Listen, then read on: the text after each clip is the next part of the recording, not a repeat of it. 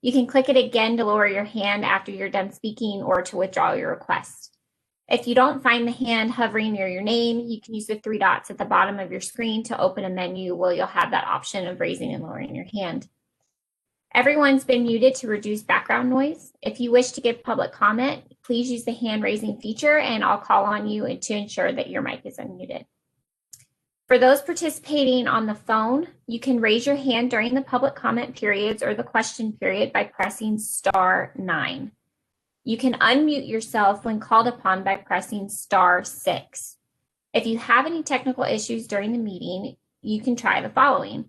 Turn the video off to see if the connection improves, or leave the meeting and try to rejoin or call in using the phone number and login information from the agenda. If you're having problems getting unmuted or into the comment queue, use the chat function to make your comment and it will be recorded for the record. In addition to public comments during this workshop, interested parties are also welcome to submit written public comment and email to animalindustry@agra.nv.gov. Since there is no sign-in sheet, as there's not an in-person workshop this time around, we're going to be using the participant list. If we're unsure of your name, we may send you a chat so we have the correct information in the meeting minutes. If you're joining us via phone, please send an email to animalindustry@agra.nv.gov indicating you participated in today's workshop, or remain on the line after we close so we can capture your information for the record. All you, Doug.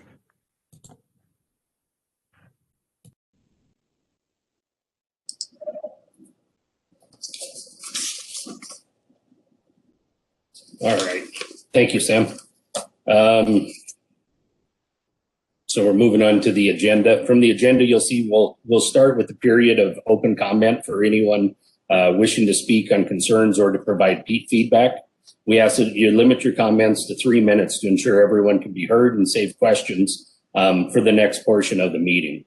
Following the open comment, I'll provide some historical content as to why we're at this point of proposing changes, the steps in the process, and then we'll review the proposed changes to NAC 564 and 565. Following that review, then we'll open it up for questions. So questions or concerns, and we can try and address those for you during this time. Those who wish to speak during public comment are requested to use the hand raising feature, and when called upon, identify themselves by name and affiliation for the record. Again, if you could please save your questions until, or questions for after public comment at the conclusion of the review of each NAC change.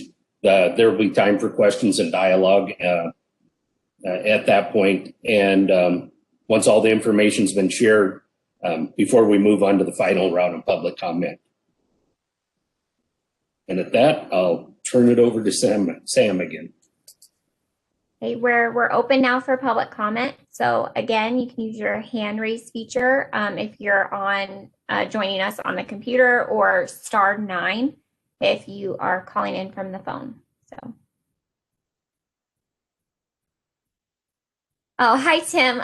You're gonna hover over your name in the participants panel to raise your hand.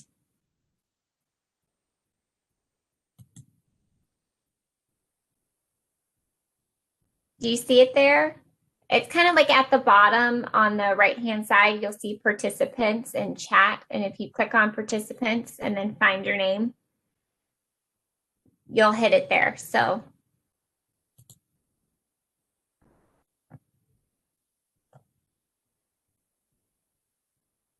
Tim, are you ready to make public comment? If you want to unmute yourself. And you've got 3 minutes. I was just trying to figure out how to get on that. Oh, okay. Thank you. Okay, if you click that again, it'll lower your hand. Thank you.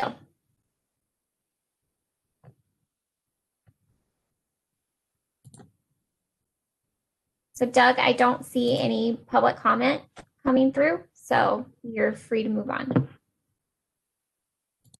If I can interrupt real quick, we've had a number of call-in users. Perhaps we could reiterate, Sam, if you would review how they can unmute and raise their hand. Sure. For those of you who had just joined by calling in, you can raise your hand to to make public comment if you choose so by pressing *9. And to unmute yourself, you can press *6.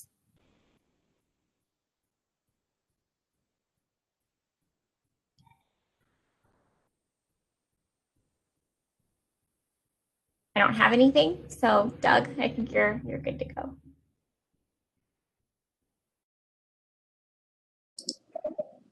Okay, thank you, Sam. Again, for the record, my name is Doug Ferris. I'm the administrator for Animal Industry Division for Department of Agriculture. We put together kind of a short slideshow to start this off of just a little bit of history of how we got here and why these proposed changes are being put in place. If you can go to the next slide. So there was an audit report that was performed in December of 2014. It was conducted by the Division of Internal Audits, directed by the Executive Branch Audit Committee. The report made several recommendations, including transitioning brand inspectors to contract work, which the department agreed to explore at that time. The audit states contracting part-time inspectors could benefit the state by over $100,000 annually. In addition, savings suggested there may be gains in record keeping, productivity, training, and et cetera. So that is how we got from having state employed brand inspectors to the current contracted brand inspectors through Manpower, was following direction from that audit. Next slide, please.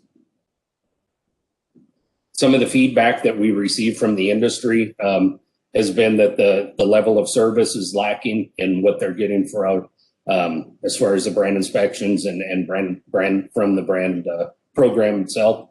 Reliability of appointments, knowledge of the inspectors that are out in the field performing inspections, the effort of some inspectors, lack of consistency, wait times, and also cattle producers bearing the burden of the cost for the program. Next slide, please. Some of the feedback from the department during this time was that it's difficult to manage contracted inspectors from a human resources standpoint, and also as far as expenses. It's difficult to maintain quality standards. There's no training required where there would be if we had state employed brand inspectors like previously. The contracting company that we currently use is unhappy with the inspectors and has actually requested to dissolve the contract with employing the brand inspectors for NDA. Pressure to fix issues and then no recourse either as far as any type of reprimands or anything like that. If we had inspectors who actually work for the state, then they would fall under all the same human resources protocol that every other state employee does. Next slide, please. This is a representation here, the graph of our past and current budgets for livestock inspection, budget account 4546. I will highlight that the two gray areas are the re-recording years. So that's when you see quite a bit of revenue coming in those years. And then it goes on from, we did historical from 2012 up to 2019. They're showing the revenue that has come into livestock inspection account. Next slide, please. And then as far as reserves go, you can see where, again, the two gray areas, 2012, 2016 were re-recording years. And then you can see the revenue, the reserves decrease as we continue throughout the program up into 2019, where our reserves were down to just under $200,000.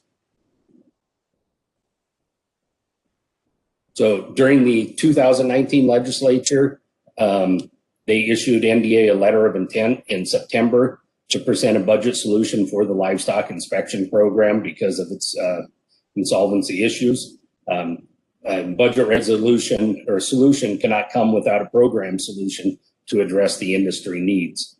And so that's where I know some of you have already seen that we put together the livestock inspection business plan, and this is where a lot of that came from. Next slide, please. Under the new program, what our proposal in the business plan was to return brand inspectors. We'd go back to having state employed brand inspectors rather than contracted inspectors. This would include 5 full-time inspectors. There'd be one supervisor. I'd be a brand inspector 3 position, and then 4 brand inspector 2 positions that would be located throughout the state. Those would be full-time 40-hour-a-week positions.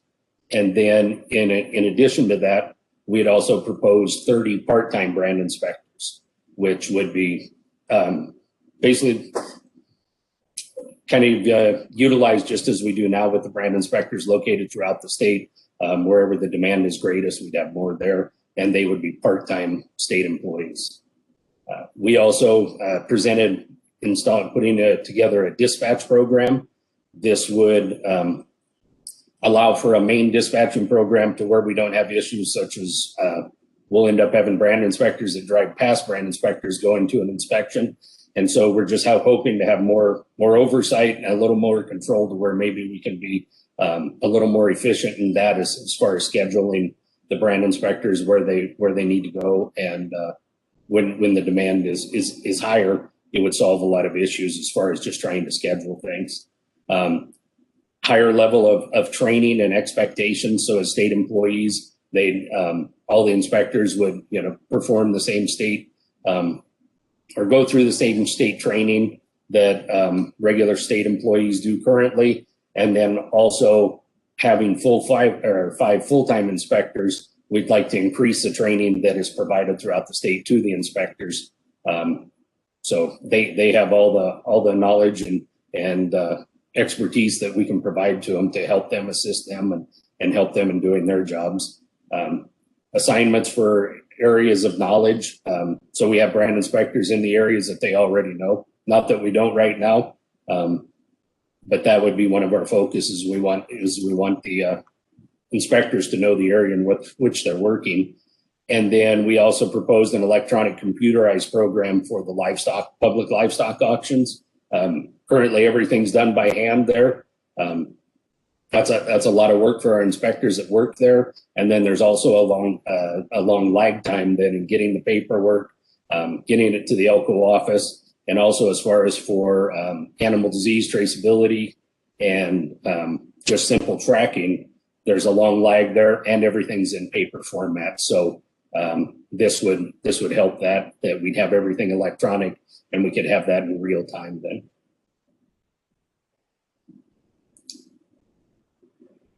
So this is the process of the changes. The proposed language for 564 and 565 was submitted to the Legislative Council Bureau on June 25th of 2020. There was a small business impact survey completed. After that, we sent out, there was a survey monkey that was sent out to everyone we have on our contact list. And then off of that, we completed our small business impact surveys. Public workshop to obtain feedback, and that's where we are today. So this is where we want to get the impact from those who will be affected by this, and everybody can, whether they have suggestions or voice concerns, that's what we're here for today. Following today's meeting, we would revise the proposed regulation changes based on our feedback. That'll be upcoming. And then I will throw in here that depending on the amount of feedback or the amount of changes that the department may need to be made, we could schedule another workshop so that we could present that proposed language again. And then after that would be the final proposal, which would be presented in a hearing. And then following, if it's the proposed language passed during the hearing, then we'd move on to the changes would go to the legislature commission for passage. These are some graphs that we had done previously. We made a couple presentations, I know, to the Cattlemen's Association and the Farm Bureau. These are the same graphs we shared at those times, the director and I, during our meetings. This is a comparison of the 2019 actuals as far as revenue and expenditures compared to the proposed budget in 22, which would come after the changes, the proposed changes, if they were passed. Next slide, please, Amber. This is also another graph. Again, same one we've presented previously. The new fees proposal, and you can see in here where we have the comparison between 19 and 22 as far as the difference in some of the proposed language that you'll see as far as taking off the $9 first animal fee and replacing that with a $35 travel fee. We'll go over all of those. This is just the numbers based off of the proposed language of where we would end up. And then it also accounts for having the full-time inspectors, the state employed inspectors and part-time inspectors, and the implementation of the new equipment that was discussed previously. Next slide, please. Proposing the amendment of regulations pertaining to Administrative Code 564 and Size 565. So at this point, I believe, correct me if I'm wrong, but we'll move on. And what we were going to do is we were going to review NAC 564 proposed changes. Following that, once we get through this review, then we would open it up for questions and comments on this. Figure we can maybe we can keep things a little cleaner that way. And then when we complete that one, we'll go through the 565 proposed language and do the same again. So again, this is for NAC 564. If you want to go to the next slide or next page, Amber. So under this was to for recording the temporary use of a brand. The proposed change would be to change that from a $30 fee to a $35 application fee, non-refundable application fee, and then a recording fee of $50 for the period designated by the department for the temporary brands.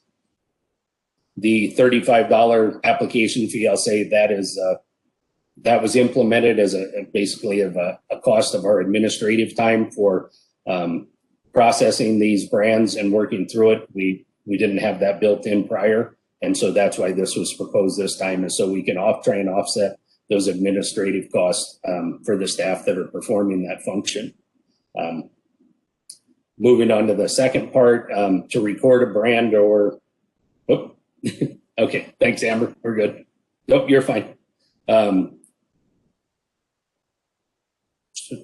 Let me see. So this is to record a brand or brand and mark pursuant to NAC 564-120.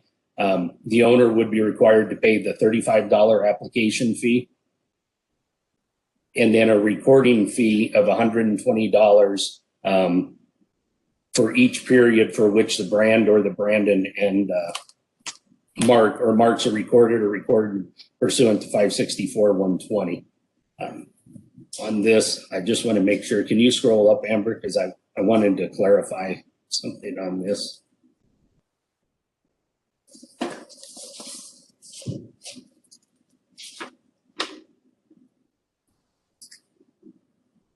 Okay, I think we're good on that. Go ahead. I'm sorry. The recording fee of $120, we've gone over that. So that's what was presented in the business plan. So I know there was some question as far as that it takes out the 4-year designated period and just says period. What was proposed in the business plan was moving to a 3-year recording period then for these. So the $120 would stay, and it would be a 3-year re-recording fee or re-recording period. Sure where we are here. So then as far as we address the abandoned brands, which is a brand that hasn't been renewed in over a year, if somebody was to reapply for that after they had let it become abandoned after the 1-year time, it would be the $35 application fee, late fee of $30, and the $120 for the period of renewal.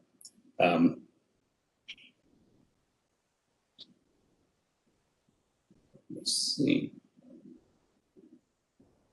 For the transferring of ownership of a brand, again, we implemented the $35 application fee. This is again to cover our processing costs for our administrative staff time in processing this and recording the brand. And then the recording fee is still at the $120. The security agreement, we also changed that, although I haven't seen many of those since I've been in this position, one or two that I can remember, but it was a $35 fee, and just the amount of time that was spent on administrative time on those, we changed that from $35 to $100 per year for the recording the security agreement and managing that. Go ahead, Amber, please.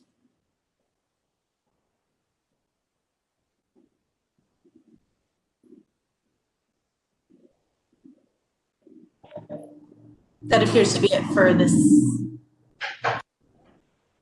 Okay, then I missed here in looking at this, then I was trying to look at my notes at the same time. I did want to clarify, I know one thing that we did receive comment back on also is the way this reads, re-recording, which would be every 3 years as proposed in the language,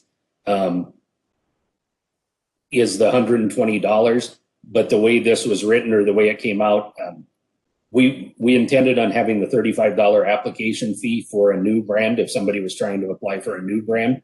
We did not want the $35 application fee included for a re-recording. So if the period were changed to 3 years, the recording fee would be $120. It would not have the additional $35, not for re-recordings. So I just want to clarify that. I think that was missed in this section, and so we do need to clean that language up to where it only applies to new applications at that point, but re-recording does not qualify for the $35 application fee. And that was the end of it, right, Amber? Okay. So at that point, if you'd like, we can go ahead and open it up into comments or questions at this point, and I can try and answer anything you may have. Okay, thanks, Doug. So we're taking questions just on any proposed changes or on the proposed changes to NAC 564 before we look at 565. So a quick reminder, if you're joining us by the computer, if you can use that hand raise feature by hovering over your name. And when I call on you, please make sure to state your name and any affiliation that you have for the record, and keep your comments again to 3 minutes or less. If you're joining us by phone, you can raise your hand by pressing *9. And once you've been called on, you can press *6. And Doug, to start out with, Mr. Griggs had a question in the chat. If you can see it there, a dispatch program does not mean a dispatch center with operators, but a computer program that the full-time brand inspectors will use to schedule the inspectors in their area. Is that correct? So, John, did I get that right? Very well, thank you. Okay, thank you, John. Yeah, a little more explanation. It would be basically a computer-aided dispatch system that our intention is that it's computer and telephone would be based out of the Elko office. And so that would, not that we're putting in a dispatch program or a staff of dispatchers or anything like that. It would all be computer aided dispatch program. And we've looked at some like off the shelf type things that are used for trucking companies, different things like that, and tried to evaluate something that would fit our needs the best. Did that answer your question, John? That's right, Doug. Thank you. If you don't have any other questions, did you want to lower your hand there too? I do have two other questions or points. So you struck 4 years, and I know it's your intent to go 3 years for re-recording. Where will it say 3 years, and why can't we just change 4 years to 3 years? Do you want to answer that? I have one more point. Do you want me to bring that or wait? Either way, I can address that one if you want, and then we can just move on. So the 4-year is actually included right now in statute. And so we can't change it to 3-year on this. That's why it was just changed to the period, because the period is actually designated in statute. And that would have to be then, that would have to be completed through a bill draft request, changing the statute itself to say 3 years. That makes good sense. Thank you. My next question. What is the process? When or how will these changes be vetted by the Board of Agriculture? So we would go through this workshop process depending on the outcome of that. I believe the Board of Ag then that is during the hearing process. I believe, unless I'm wrong on that. I might need to get clarification just to be sure, John. Okay, thank you. Now I'll turn the mic over to Tom Barnes. Yeah, Doug, Tom Barnes, I guess acting as president of Untitled. Point of clarification, in section 1, 2A, the way I understand is that what needs to be omitted?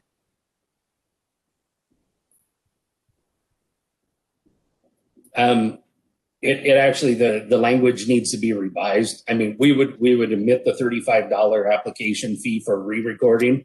It'll still be our proposal is still a $35 application fee if it's a new brand. So if you're requesting a new brand, it would include the 120 and the $35 non-refundable application fee. But we would change that language so that it wasn't putting that on the re-recording as well.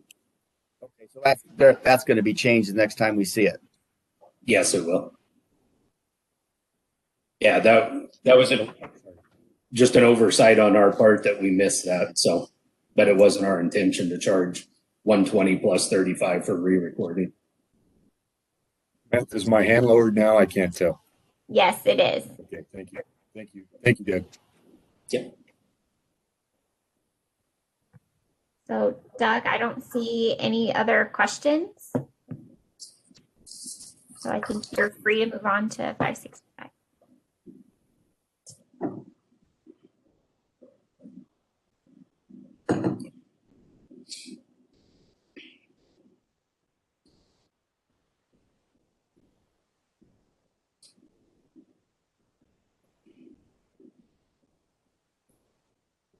So some of this is just cleaning up language here. So we were just clarifying by including as far as an owner who has a livestock movement permit for the animals. It's just clarifying. It's basically just clean up language in there. If you can go to the next blue section. And then also this section actually applies down lower under special permits. But our proposal was to add an event permit.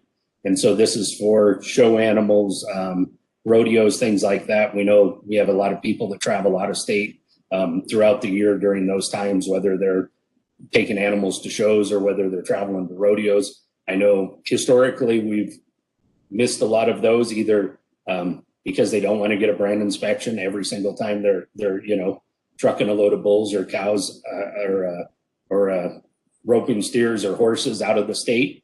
And so this was our thought of how to clean that up a little bit and make it a little cleaner for them to where they could still be in compliance with the Nevada brand laws and not having to have a brand inspection every time they needed to ship out of state. So that's what this was included in then for that language that'll be coming up.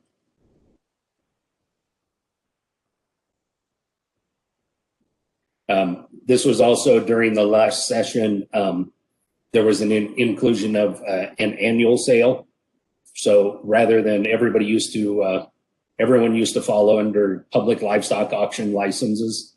And actually Senator Greg Kachia brought this forward to where it broke that out to where if it was an annual sale that didn't last over 2 days in a calendar year, then they actually qualify under different parameters than those of the public livestock auctions. So we're just including the annual sale language in here because it didn't exist prior when this was written. As far as the notice, we took out the word brand inspector in there and just made it division. Our intention there was for division is all staff of the brand program. So whether that's a brand inspector, whether that's some staff at the Elko office, whether it's one of our enforcement officers, whether it's the staff in the Sparks office, that's who they can give notice to request a brand inspection. So we just wanted to clean that up. Also, it was just to change the visual inspection part. We just wanted to ensure that visual inspection was included in this for all brand inspections. So that was cleanup language as well. This is one of the next changes that came out of the business plan that we discussed earlier. So the proposal is to change for an inspection or for lifetime annuals and lifetime permits for horses. It would change from $25 to $35 for an annual permit and from $50 to $75 for a lifetime permit for horse. And then it also includes a $35 travel fee. So for an annual permit, then would be a $70 fee is what it essentially boils down to. And then the next section, we actually laid out as far as livestock movement permits. Those currently under current, or I guess just historically, they've been charged, the department has charged a $25 fee for any number of permits, as many as a producer may like. And again, this was changed to a $5 fee for each permit. And this is again for administrative time, staff time. The livestock movement permits we send out we compile a notice letter that's sent out. The staff work on that. They mail those all out to everybody. Then when they receive them, they have to process them. They actually print off the individual permits that are requested. And so in order to cover those administrative costs, shipping, handling, everything like that, we changed it to, the proposal was to change it to a $5 fee per permit.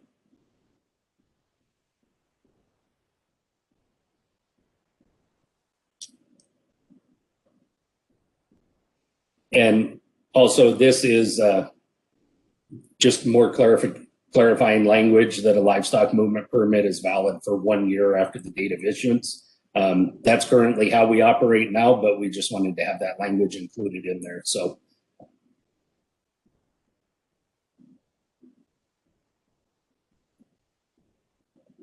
this is a section I was referring to earlier where we actually added under the special permits. We proposed adding an event permit, which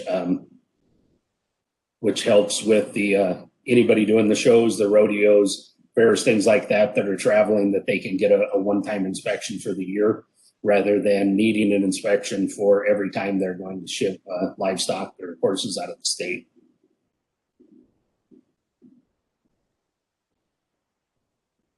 You can go a little more, Amber. And then with that special permit, it would include the $35 travel fee and then a $50 fee for the permit. But and that's for annual. So if the inspection was done, it would actually be a brand inspector that would travel out to wherever the rodeo livestock say is held. They would charge that fee, inspect a truckload of bulls or whatever stock that contractor is using at the time and would be shipping out of state, and that would cover all those animals in that. Then it's not per animal. It would be for all animals inspected at the time that were listed under the permit. The fee here we changed from the proposal was from the State Board of Agriculture to the director to establish a reasonable fee for the special permit and to post that on the internet site. The intention behind this was because this statute actually falls under the authority of the director.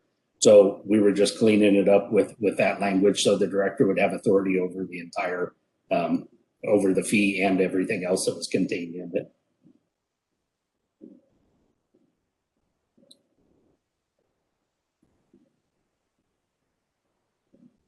So this, again, clarifying just brand, instead of brand inspector specifically, it's division, anyone that's employed by the Department of Agriculture within the brands program, if they're given at least 24-hour notice. This is where it used to be a $9, basically a $10 fee for the first animal for cattle. We changed that to all animals are $1 per head, but they include that'll include a $35 travel fee for each inspection site. And I know with previous conversations, I'll address it just so for clarifying, as I know with Mr. Griggs had asked before and actually helped us with this. So if a producer were to say have two other producers haul livestock to their place and they were going to be shipping them out of that one place, it would not be a $35 fee to each producer. The $35 fee would be assessed to the producer who is at the location or the property where the animals are being shipped. So it would be one $35 fee, even if there were four different producers shipping from that location.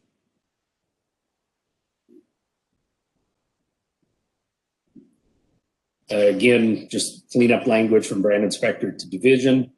And then for horses, it would include the horse inspections would include the $35 travel fee. And then rather than this is also rather than the $3 fee per horse, it would be a $5 fee for each horse that was inspected.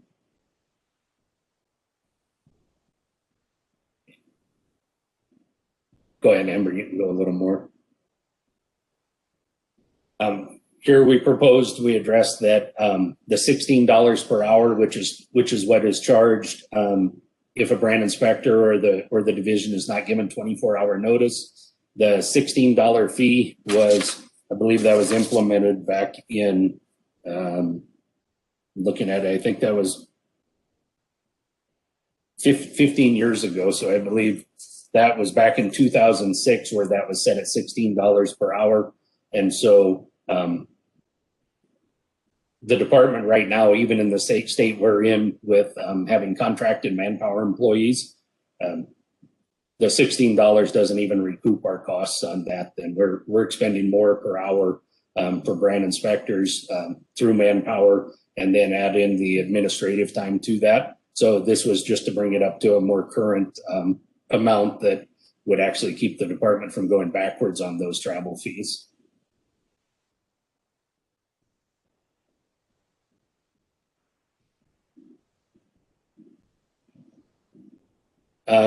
This portion was for regular sales, for public livestock auction, regular sales. The brand inspection fees that would be in place, which would be the $1 a head for cattle, $5 for horses. That would be assessed whether the animal sold or not. So if they were no sale, there would still be a brand inspection fee. And this is being proposed because we still have inspectors that are still out back at the public livestock auctions. Are still doing the work, putting everything together, shipping it to the front office.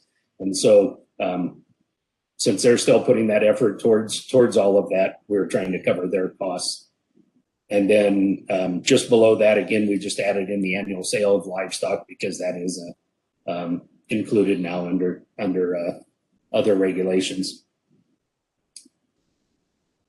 Again, the $16 to $24 per hour was increased just to follow the times.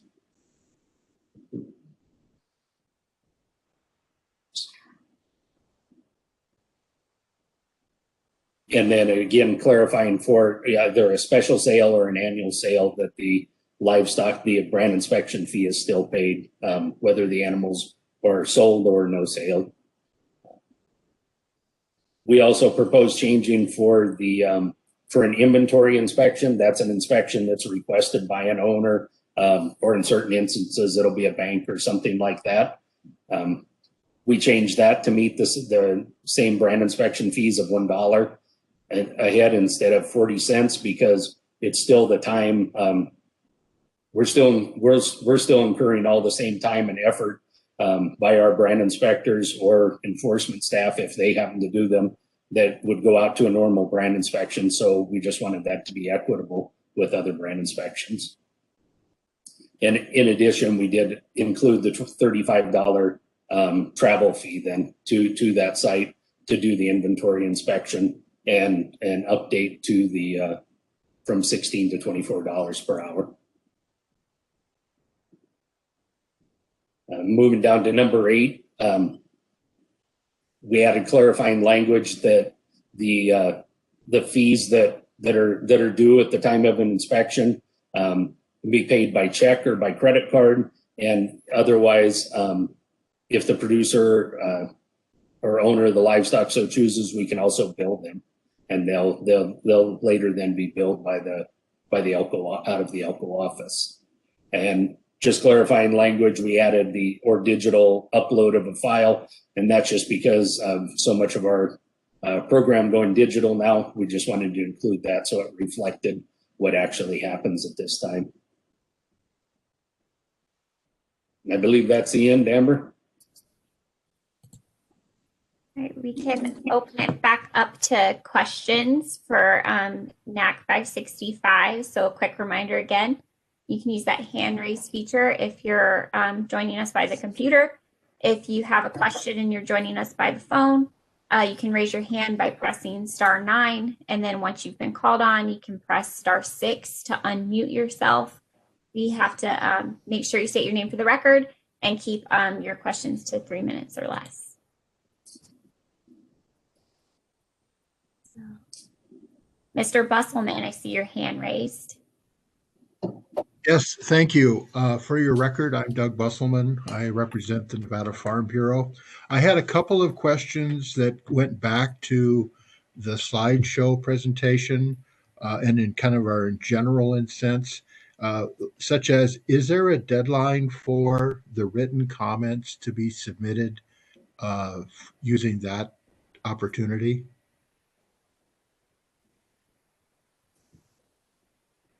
I don't know if I completely understand you, Doug. What? Well, earlier it was mentioned that there's an opportunity for people to submit written comments. And so my question is there a deadline for persons to submit written comments? I don't believe we have set any deadline. I think we're going to take the input that we received after today's meeting. Okay. And then I know even in speaking with the director that depending on the amount of input we had and what changes we were looking at, possibly holding another workshop if needed so we could have more public comment. And that's, okay. I mean, we're open to that. So there is no deadline on it at this time.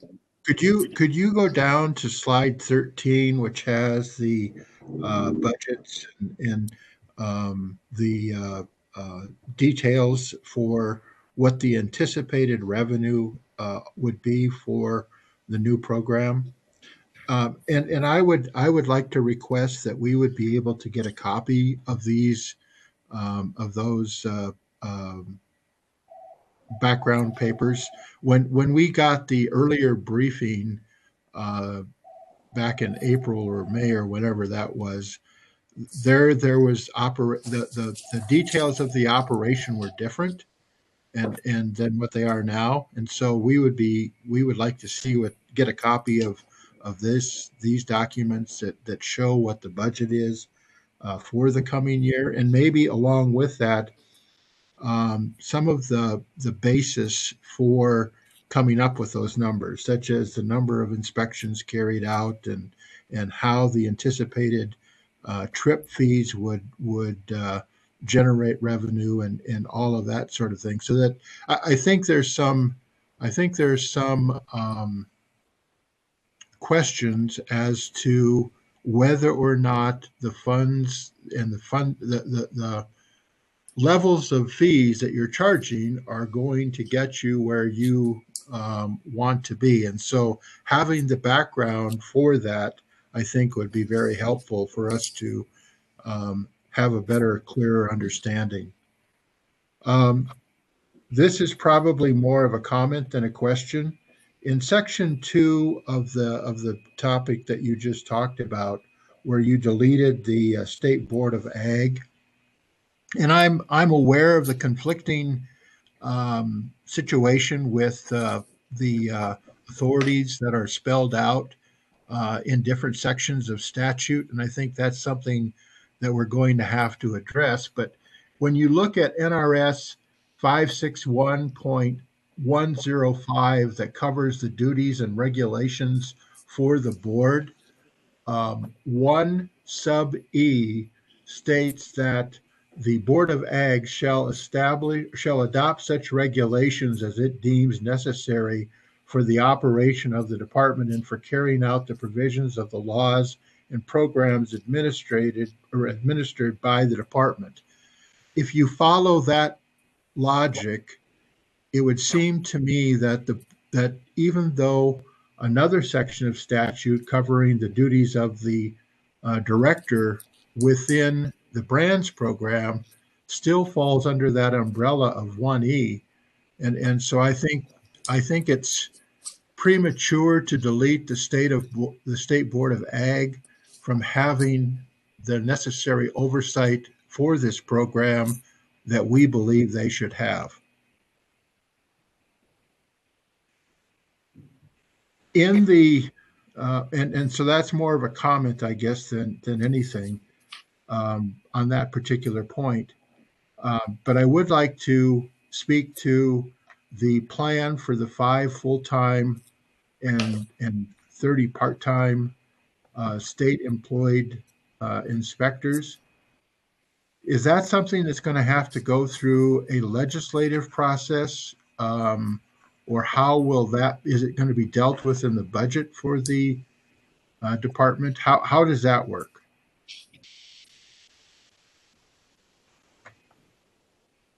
For the record, Doug Ferris. Yeah, Doug, it would go through the legislature to be approved, and it would have to be included in our budget in order to bring them over as basically state employees rather than contracted.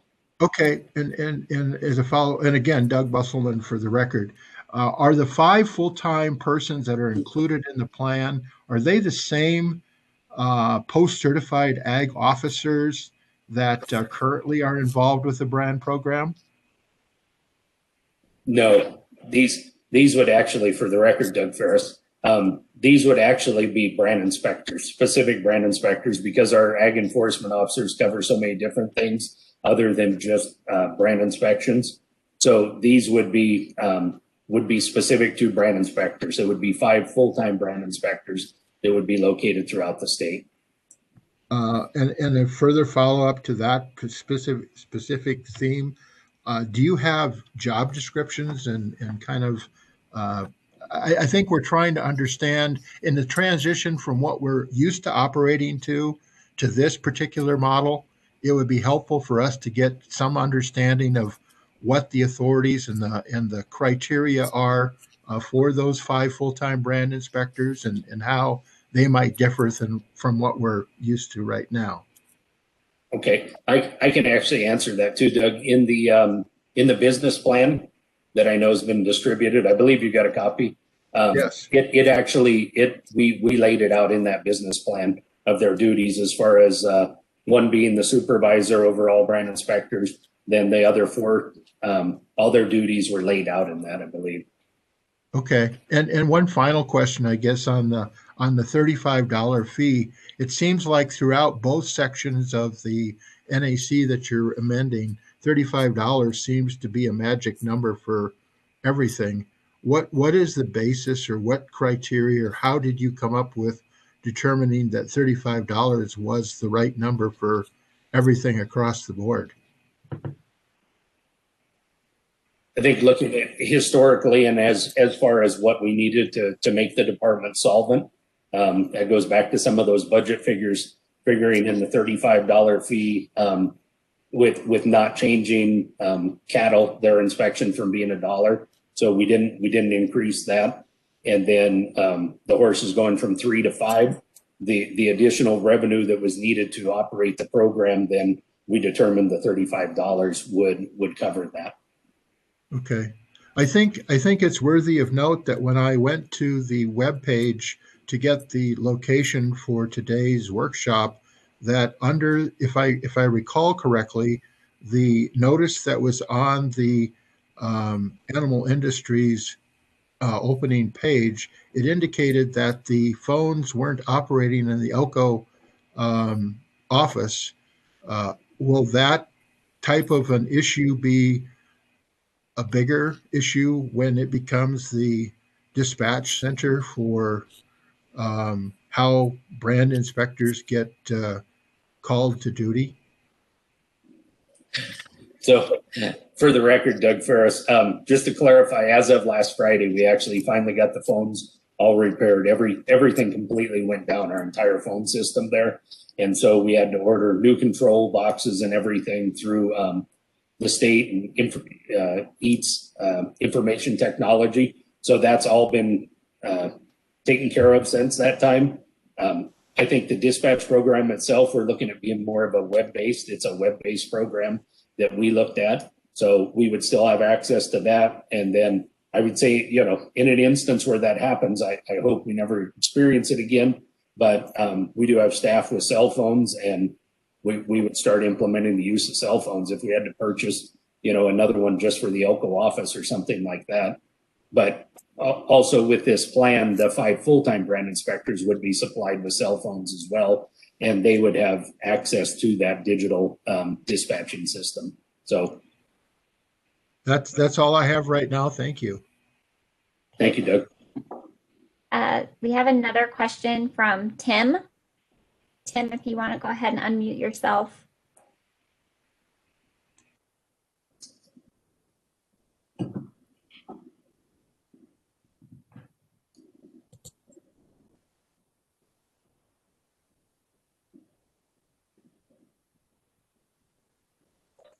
There, did that work? Yes. Okay. Yeah, I just want to, first of all, I want to echo Busselman there on number 2. I think there is some question on who's got the authority on the to establish the fees. I definitely would like to see it stay with the state board, obviously. And then also my question on the division, I believe Doug answered that means that I can still get a hold of a brand inspector, not just anybody in the division for the 24-hour notice. Is that right, Doug? Hi, Tim. Yeah, Doug Ferris for the record. That's correct, Tim. We just wanted to clear it up because since it's said just a brand inspector, I mean, if you call the Elko office, that still constitutes contacting the division or the Sparks office, or if somebody reached out to one of the ag enforcement officers, any one of those would qualify as contacting the division. Then was how we were looking at that. Okay, but that does include the local brand inspector also. Right. Yeah, because it would be all division employees. Okay, part-time and everything. Okay. Yes. Yeah. Okay. And then do you have? I didn't see where you're talking about the 5 full-time guys being. I assume that the 5th guy you said would be a supervisor, but I assume he's still going to be doing brand inspections. I would say after just a historical knowledge and what I've seen since I've been here, that would be primarily a administrative position, because that one person would be tasked with overseeing all brand inspectors for the entire state. So that would take some of that off of like our program manager in Elko and some of our enforcement staff that are trying to fill that void right now. So could that person do a brand inspection? Yes, but I would say much of their time would be taken up as far as administrative type duties.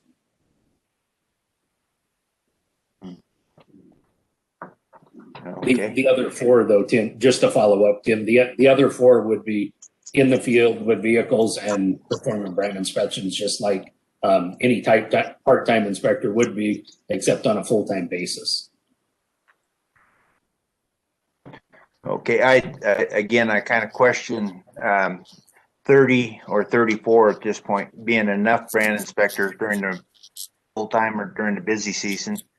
But okay, that answers my question. So thank you. Thank you, Tim. Doug, we have another question from John.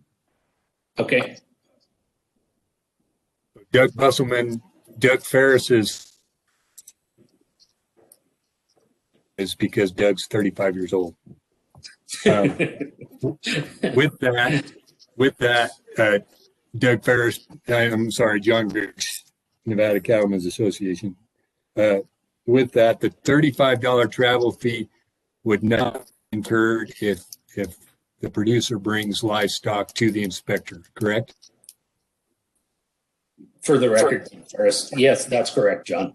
Okay. If you brought livestock to the inspector or to one of our offices where an inspector or staff there did the inspection, it would just be it would not include the $35 travel fee.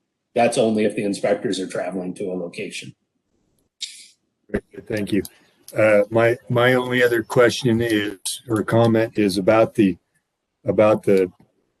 dollar per head charge for an inventory count. Maggie Creek Ranch does this occasionally to establish number of head on inventory for absentee owners. If we're being efficient, we can run 2,500 cows in front of an inspector in a little over an hour, and it's not so much a brand inspection. It's not so much an inspection for ownership, but a head count of actual numbers there. So to incur a $2,500 bill in a matter of an hour or 2 hours, I think is a little excessive. What I would suggest is that it be either $1 per head or the $24 per hour charge, even with the plus 35 travel time, whichever is less. Does that make sense? And so would there still be with what you're saying, John, just to clarify, would it still be the 40 cents per head and then the time and mileage? Is that what you're I would suggest that it stays the same, $1 per head, but maybe you add language that or per hour charge to the inspector, $24 or whatever you want to make it, plus the travel charge, whichever is less. Okay, so it could be an either or then, basically. Yeah. So if we're real efficient, we have the cows gathered, we run these cows by them and get it done in an hour. That's only $80. Is that what the math is? 35 plus 35 plus 24. So whatever the math is, as opposed to a $2,400 charge. Okay. Thank you, John. Samantha, if it's okay, I'll turn the mic over to Tom Barnes. That is fine. Doug, I got some comments I want to make, and then also I got a question. I'm going to lead with that. I received a question here a little while ago. And it's regarding the inspectors. So we're going to have 5 full-time inspectors plus 5 enforcement officers, and the concern was with those like 10, as it's perceived, 10 full-time positions that we're going to bleed the budget. Could you speak to that, please? For the record, Doug Ferris, thank you, Tom. So with that, the 5 enforcement officers would not be, they may do a brand inspection here or there, but that's not their primary focus. Their primary focus should be, the enforcement aspect, which they do for many different segments of the department. And along with that, then the current 5 staff that we have as enforcement staff, they are all 50% general funded. So it's only it's 50% of their salary is currently coming out of this budget account. Okay, thanks, Doug. And then I guess some comments. As an association, we are concerned with the number of part-time inspectors. I think most of the year we'd be able to get by with that number, but when it does get busy, we're worried it might not be enough. But we may want to have a few extra. just to make sure we get everybody covered. Then getting to the dispatch program, I guess we still kind of question that. And a good example is this last fall, we had a pretty busy season and things went pretty smooth. And you and I had this conversation that I received as president. I received a lot of comments that people didn't get a hold of the division. And so everybody just ended up going to getting a hold of their local brand inspectors. And between producers and the brand inspectors, everybody got together and we made it work just fine. And really there was very little contact with the actual brand division, and we made it work just fine. So there's that comment. Can I say something to that, Tom? So I know we luckily I think we did well under those circumstances. So with this, I would say that all the inspectors would also have access to the dispatch, the online dispatch program, so we could still utilize that through the inspectors. And just to kind of back up with that, I know when we had our conversations, we were down for this program. We have 3 full-time staff members that work in the Elko office, and we were down to 1 person in the Elko office. So it was just a bad state of affairs that we were in, and that as far as personnel on hand. We have finally we hired one extra or filled one of the positions a while back, and we actually just this week offered the position to another person. So I'm hoping that we don't end up back in that situation, having all 3 staff members located at the Elko office. So it was just a bad circumstance. I agree. It was a bad circumstance, but I guess what I'm saying is I want to make the point made is that it really worked fairly efficiently, and we didn't see any decline in service, and everybody made it work really well. I think some of that too, Tom, is part of this is because with the online program, we'd be able to know what's going on as well. So when we have inspections out there that haven't been uploaded or something like that, it's not tracked. When a producer is going straight to the brand inspector, we're not able to see those inspections, or if they aren't turning in their paperwork every 2 weeks, like is required. The dispatch program would actually offer us that sense of tracking, so we would know what's being done where, and so we can keep up with it as well. So, but I understand what you're getting at too. And then just one more quick comment that we also agree with Doug Busselman and Tim Dufferin on the section 2.2 that we'd like to leave that. Well, we'd like to see look and see who the duties that actually falls to as well. Okay, I have that taken down here. Thank you.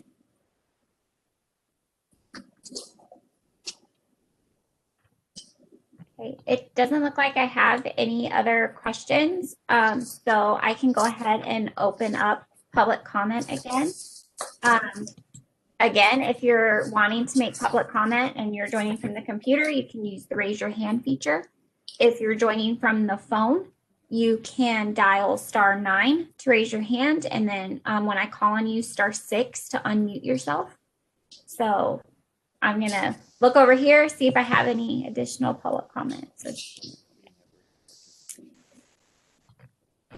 Mr. Busselman, I see that your hand is raised. So if you would like to make public comment, you have 3 minutes or less to do so. Thank you. Yes, for the record, my name is Doug Busselman with the Nevada Farm Bureau.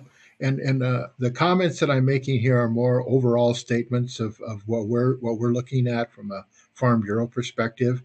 In our organization's policy book, we have policy that states that we encourage an annual publication of the Nevada Brand Inspection Division financial report with results that are made available that explains the income and cost associated with the operations of this program. And I think that part of that uncertainty or not knowing where we are always is very it undermines the credibility of the program, and those who pay the fees and expect the services that they are required need and deserve to have legitimate financial reports and timely reports for the income and cost related to the brand program. Farm Bureau policy also speaks to the connection between livestock producers and agencies who charge the fees that is supposed to deliver the service. Our policy states that Nevada Farm Bureau supports a livestock producers advisory committee to be formed to develop recommendations regarding brand policy to the Board of Agriculture. And I think that takes us back to that idea that the Board of Agriculture needs to have a more defined role in leadership for this program. As things stand right now, this could very easily advance through the entire process and never go to the Board of Agriculture, and we want assurance that that's going to happen. And we want to, as I indicated in my earlier statements, the clarification that makes it clear that the Board of Agriculture is in charge of the brand program, regardless of what another section of statute might imply. Our policy finally also speaks to the Department of Agriculture being proactive in recruiting livestock brand inspectors from an area that is located through the state, with producers having that ability to advance suggestions and recommendations. And I think if these regulations advance and the rest of the operation plans are put into gear, we want to make sure that the distribution of hired inspectors meets the needs of the entire state, and that there's a clear understanding that everyone is going to be taken care of under this new process. Thank you.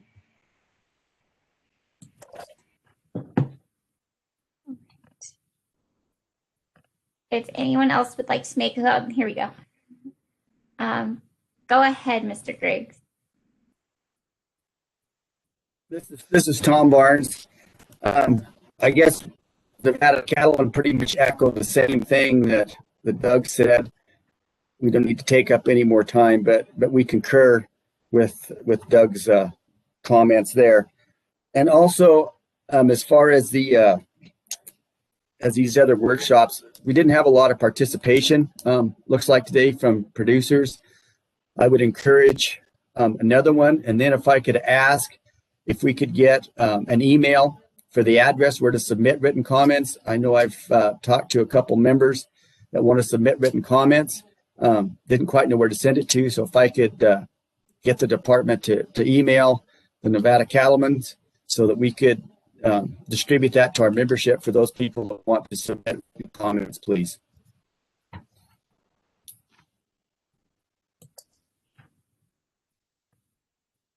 Is there anybody else who would wish to make public comment? Can you hear me? It's Leanna Carey. I can, yes, please go ahead. Oh, thank you. This is a history question. When the Department of Ag transferred the brand inspectors to the manpower program, was that taken through the legislative system, and did the Nevada Department of Ag board approve of how that process was managed?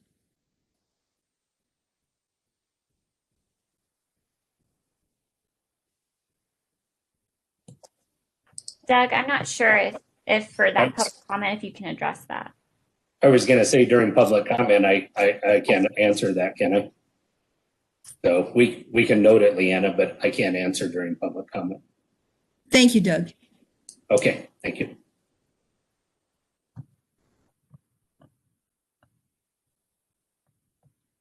I don't see any further public comment. So I'll shoot it back to you, Doug.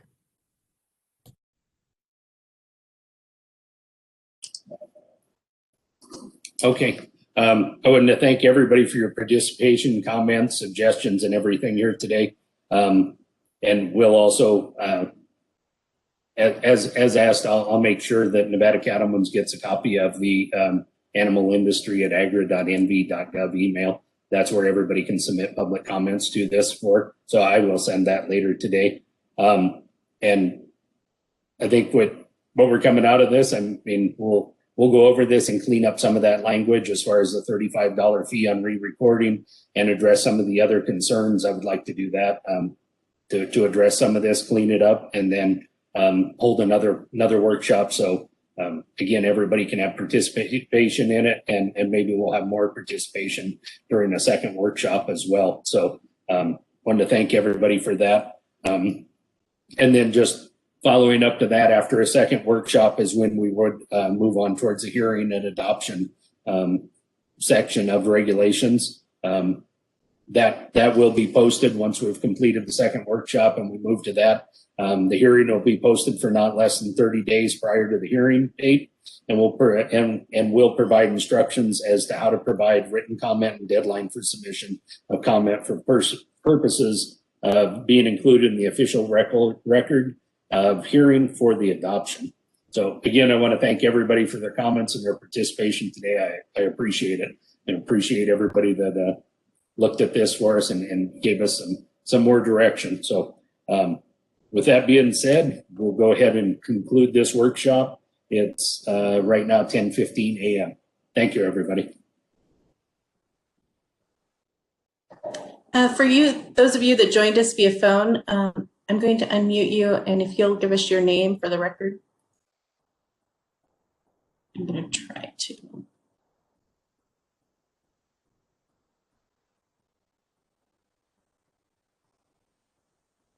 Maybe not.